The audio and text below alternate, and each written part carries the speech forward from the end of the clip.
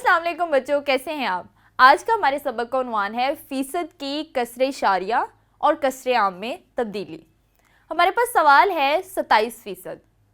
बच्चों, फीसद एक ऐसी निस्बत है जिसका मखरज 100 होता है। अब हम 27% को कसरे आम में तब्दील करेंगे तो हमारे पास आ जाएगा 27/100।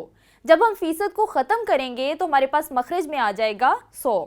अब हमने कसरे आम को कसरे इशारिया में तब्दील करना है, तो हमारे पास है 27/100। तो बच्चों, सबसे पहले हम देखेंगे कि हमारे पास मखरज में एक के साथ कितने सिफर हैं। तो बच्चों, हमारे पास मखरज में एक के साथ हैं 2 सिफर। अब हम शुमार के निंदा में दाएं जानिब से 2 हिस्सों के बाद इशारिया लगाएंगे तो हमारे पास आ जाएगा जवाब। हमारे पास जवाब आ गया #27। तो बच्चों, अगर हम इशारिया की बाएं जानिब सिफर का इजाफा कर दें तो उससे वैल्यू में कोई फ़र्क नहीं पड़ता। तो बच्चों, अब हमारे पास फाइनली जवाब आ गया 0.27।